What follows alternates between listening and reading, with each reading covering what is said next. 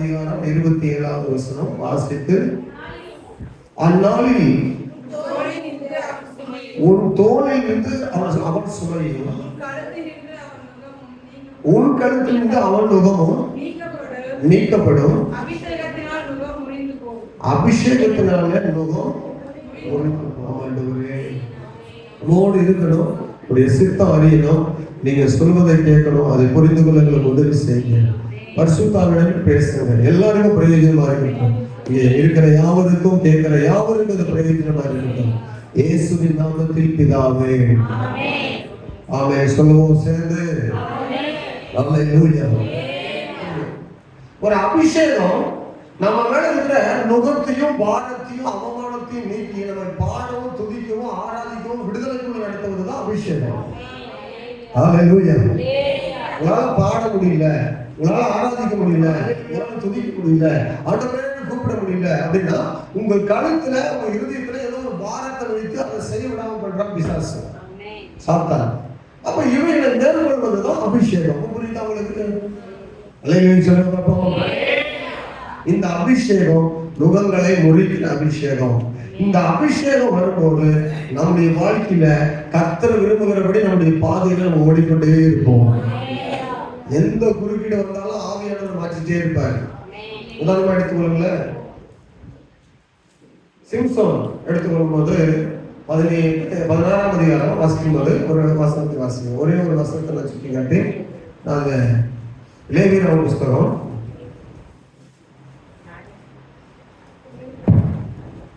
15ஆம் அதிகாரம் 14ஆம் வசனம் 15-14 நியாயாதிபதிகள் புஸ்தகம் 15ஆம் அதிகாரம் 14ஆம் வசனம். அவன் லேவி வரைக்கும் வந்து சேர்ந்தபோது பெலிஸ்தர் அவனுக்கு விரோதமாக ஆரவாரம் பண்ணினார்கள்.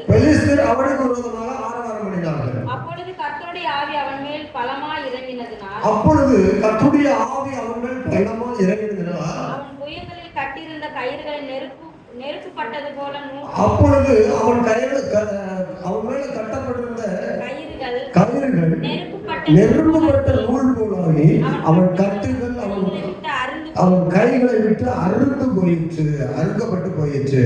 உடனே ஒரு கழுதையின் தாடை பச்சை எலும்பை கண்டெடுத்து தன் கையை நீட்டி அதை எடுத்து அதனாலே 1000 பேரை கொன்றான். அதனால எத்தனை பேரை கொன்றான்? அல்லேலூயா. கவனிங்க, இங்க ஆவியானவருடைய அபிஷேகம் வருவதற்கு முன்னால அவரால் எதுவுமே செய்ய முடியல. கை கட்டப்பட்டிருந்தது, நுகம் மேல சுமத்தப்பட்டிருந்தது, அவரால் ஒன்றும் செய்ய முடியல. ஆனால் ஆண்டவர் நோக்கி கூப்பிடுறான். ஆண்டவரே அப்படின்னு கூப்பிடும்போது ஆவியானுடைய அபிஷேகம் என்னது? உடனே கையில் உள்ள கட்டுகள் தீப்பட்ட நூல் போல பிரிந்து போக போகுது. அது அறுக்கப்பட்ட உடனே எழுதி ஒரு தாடை எலும்பை எடுத்து 1000 பேரை கொடுத்தது யாரு? சிம்சோன். இதுதான் இதுல பாத்தீங்கன்னா ஒவ்வொரு முறையும் இதுதான் நடக்கும். நான் ஒரே ஒரு வசனம் தான் சுற்றி காட்டுறேன். நம்ம ஜெபிக்க போகிறோம். நல்ல கவனிக்க, நம்ம ஜெபிக்க போகிறோம். ஒரே ஒரு வசனம் தான் சுற்றி காட்டுறேன். ஒவ்வொரு முறை கட்டிட்டு பலிஸ்தீன் மேல வந்துட்டான்னு சொல்லும்போது இவன் எதை எதிர்பார்த்தான்னா ஆவியானுடைய அபிஷேகத்தை கேட்டான். உடனே ஆவியானவர் இறங்குவார். உடனே ஒவ்வொரு கட்டளிலிருந்து என்ன செய்தான்? நீக்கப்பட்டான். அப்போ ஒவ்வொரு முறையும் வருகிற கட்டுகள் என்பது அவனை செயல்பட விடாமல், ஆவியில பலம் கொள்ள விடாமல், தேவ திட்டங்களை நிறைவேற்ற விடாமல், அவருடைய அழைப்பையும் நோக்கத்தையும் கிராஸ் பண்றதுக்காக, அவருடைய நோக்கத்தையும் அவருடைய அபிஷேகத்தையும் தடை பண்ணுவதற்காக இந்த கட்டுகள் வந்தது. ஆனா ஒவ்வொரு முறையும் அந்த கட்டுகளையும் நோக்கங்களையும் ஆவியானவர் இறங்கிதான் ஒவ்வொரு முறையும் அந்த கட்டுகளை கத்தரை அவிழ்த்து ஜெயத்தை கொடுத்து கொண்டு வந்தான். உங்களுக்கு புரியுதா?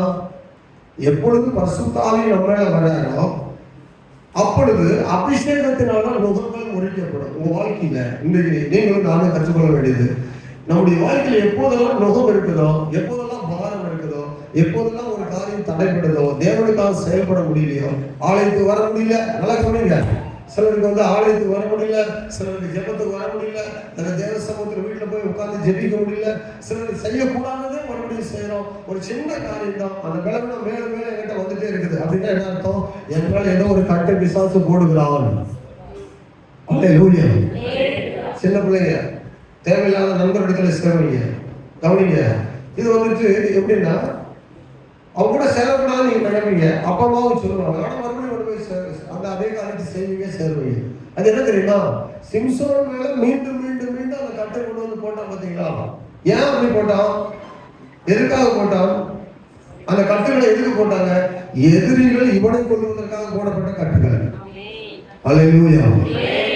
அப்ப எதிரிகள் நம்மை மேற்கொள்ளாம இருக்கலாம். தேவாலயனுடைய அபிஷேகத்துல, பெற்றோருடைய ஆலோசனையில, தேவ அதாவது சமூகத்துல, சபைக்குள்ள தேவ வல்லமையில நிரம்பி பரிசுத்த ஆவிக்குள் ஜெபித்து வேத வசனத்தின்படி நடக்கும்போது உங்கள் மேல எத்தனை முறை ஒரே கட்டு போட்டாலும் அத்தனை முறையும் உங்களால மேற்கொள்ள முடியும். சொந்தமா சொல்லுங்க.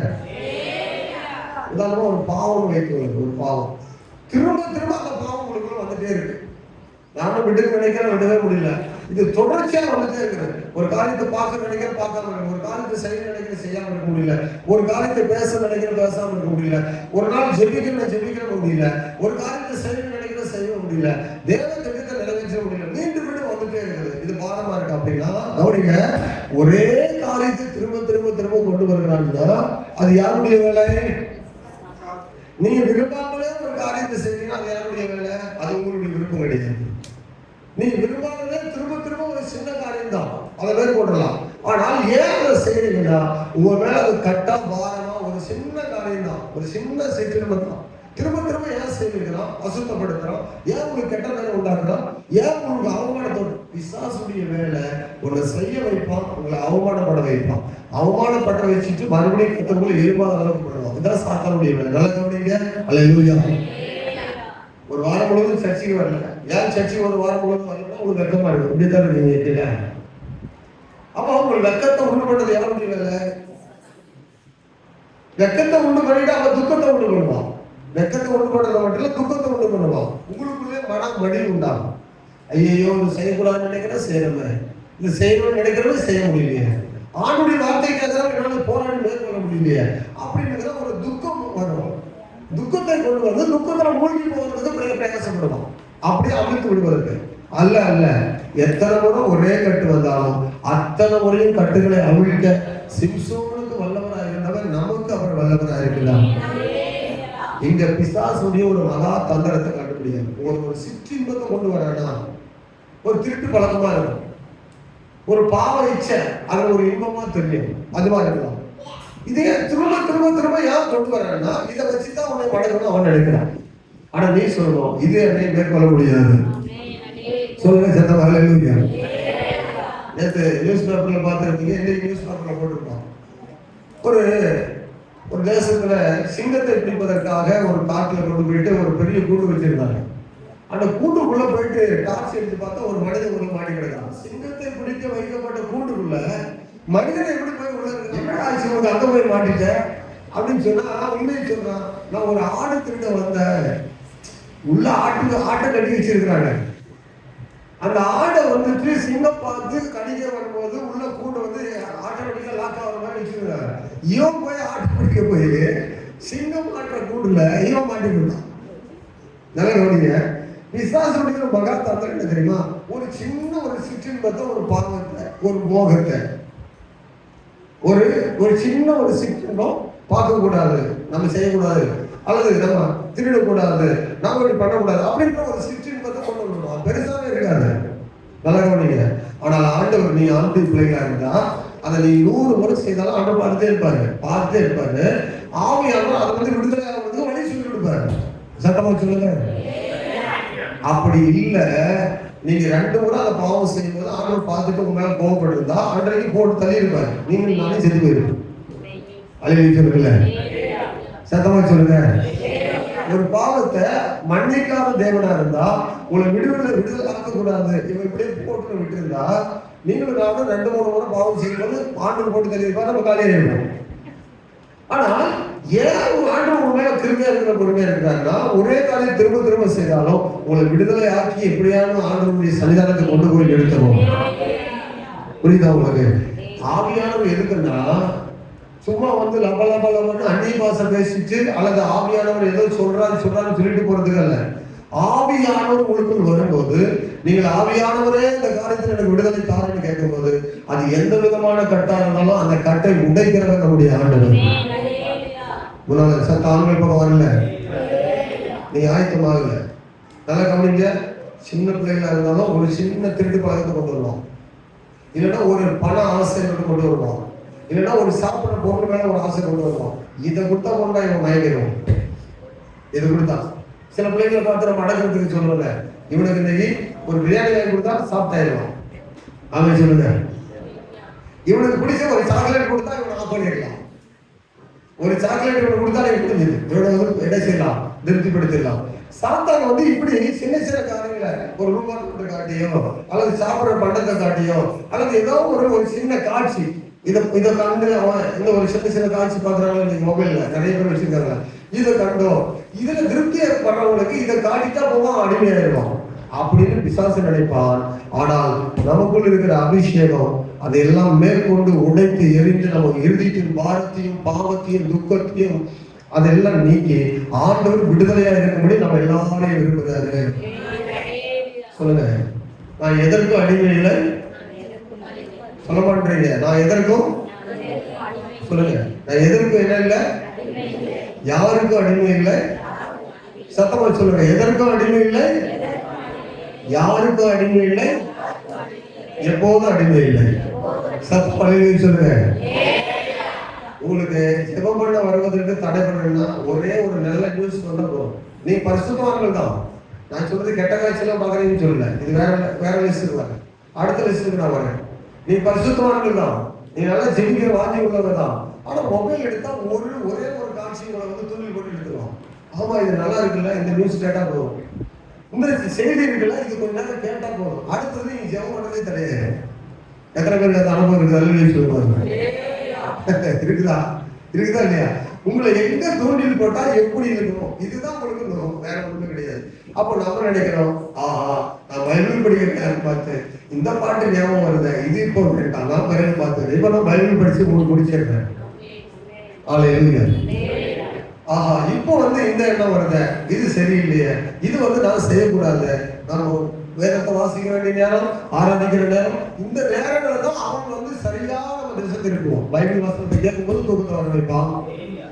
நல்லா கவனிங்க, பைபிள் வசனத்தை கேட்கும்போது மற்ற நேரம் விழித்திருங்க அப்படின்னு சொல்லுவான். அப்ப இந்த நேரத்தை நீங்க கை கொண்டு சரியா வந்து புரிந்து கொண்டு பரிசுத்த ஆவியானவரே என்னை விடுதலையாக்கும். ஒரே ஒரு வார்த்தை என்ன சொல்லணும், இந்த அபிஷேகத்தை மாத்திரம் நம்ம பெற்றுக் கொண்டா போதும். உங்கள் மேல எந்த ஒரு நூல் அளவு கூட கட்டுகளை கொண்டு பிசாசுகளை மேற்கொள்ள முடியாது. ஏன்னா சபையை அப்படி மேற்கொள்ள ஆர்டர் விட மாட்டார். அதனாலதான் ஆவியானவர் இன்னைக்கு சொல்றாரு, உங்களை என்னையும் பார்த்து என்ன சொல்றாருன்னா, பரிசுத்த ஆவியானவர் சொல்கிற காரியம் ஏசாயா 19:27 அபிஷேகம் நுகங்களை ஒழிய பண்ணும். தோல் இருந்தாலும் சரி, அடுத்தது இருதயத்துல பாரமா இருந்தாலும் சரி, புரோக்கன் ஹார்ட்டா இருந்தாலும் சரி, அவன் நெக்கில வைத்திருந்தாலும் சரி. நல்லா கவனிங்க, இந்த ரெண்டு இடத்துல இருக்கிற நுகத்தை ஆதரவு பண்ணிப்பாங்க. சிலர் ஜெபிக்கவே முடியல அப்படின்னு சொல்லுவாங்க, அவன் தோல்ல எந்த பாரமும் இருக்காது. இருதயத்துல ஏதாவது ஒரு நினைவு போட்டு அதிலே ஓடிட்டு இருப்பாங்க, செவ் பண்ணவே முடியல அப்படின்னா இருதய பாரம் அப்படி ஆச்சு. இந்த ரெண்டு நுகத்தையும் ஒழிக்கிறவர் தான் யாரு? பரிசுத்த ஆவியானவர். நீங்க துதிக்க ஜெபிக்க ஆரம்பிக்கும் போது தானா அதெல்லாம் பாருங்க, உங்களுடைய வழிகளை கர்த்தர் சமர்ப்படுத்துவார். ஆகவே வேதம் சொல்லுகிறது, பரிசுத்த ஆவியானவர் உங்களிடத்துல வரும்போது நீங்கள் பலனடைவீர்கள். அந்த பலனிலே தொடர்ந்து ஓடும்போது உங்களை எந்த நோக்கமும் மேற்கொள்ள முடியாது.